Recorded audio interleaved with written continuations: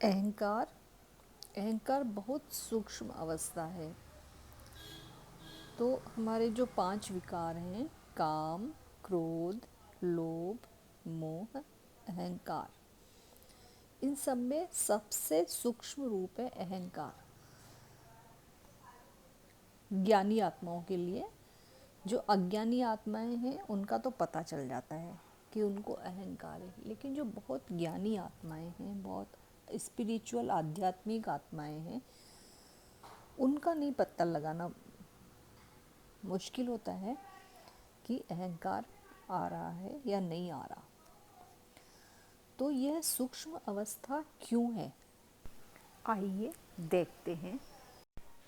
तो इस चार्ट को हम ध्यान से देखेंगे तो जो ब्रह्मलोक है वो से भी ऊपर है अहंकार का तत्व का आवरण। तो जो ब्रह्मलोक तक पहुंच जाते हैं उनका भी अहंकार नहीं जाता, और जो यहाँ पर मनुष्य रूप में होके और फिर सूक्ष्म अवस्था में ब्रह्मलोक होकर आ जाते हैं, तब तक भी हमारा अहंकार खत्म नहीं होता। तो इतना अहंकार सूक्ष्म है।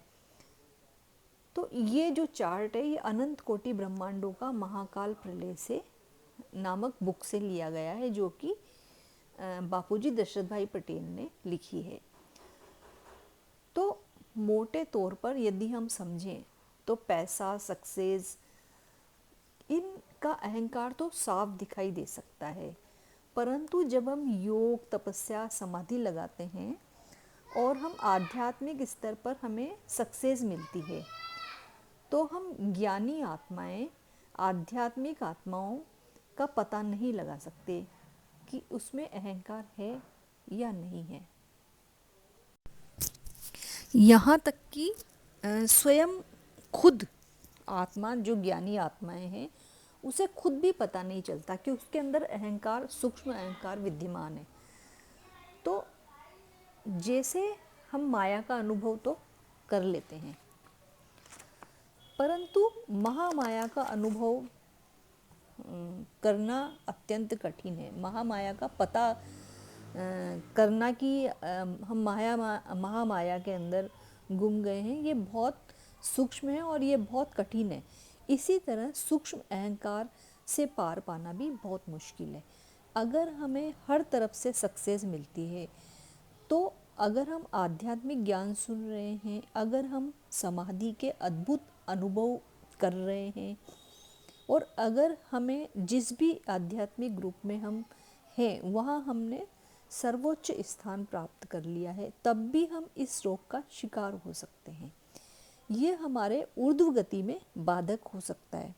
देखिए, अगर आप में है, मुझ में है ये विकार, तो आज ही जुट जाइए इसे हटाने में, इससे मुक्त होने में।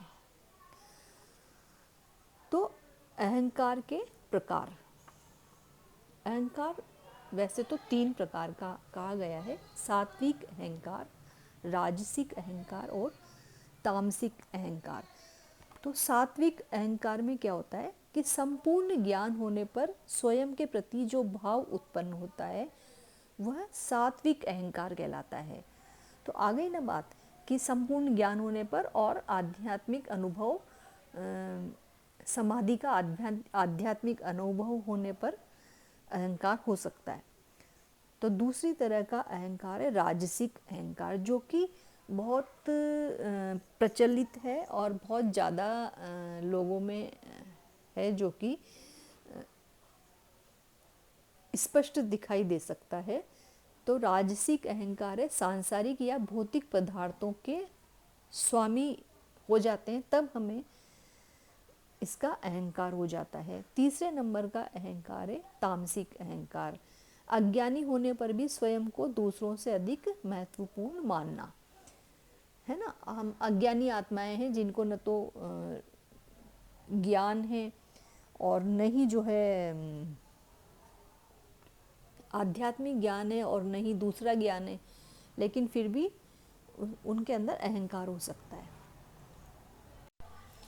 श्रीमद् भगवत गीता के 16वें अध्याय में श्री कृष्ण कहते हैं कि हे अर्जुन, अहंकार बल और कामना के अधीन होकर प्राणी परमात्मा से ही द्वेष करने लगता है, क्योंकि अहंकार उसे जीत लेता है।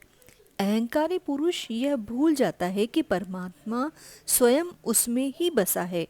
जो परमात्मा के अस्तित्व को नकारते हैं, उसमें भी वही बसा है। 18वें अध्याय में श्री कृष्ण कहते हैं कि हे अर्जुन, अपने अहंकार को पूरी तरह से ईश्वर को समर्पित कर दो।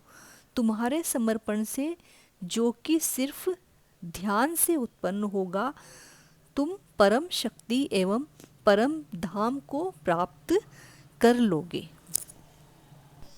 अहंकार का निर्माण एवं पोषण 3 तरह से होता है।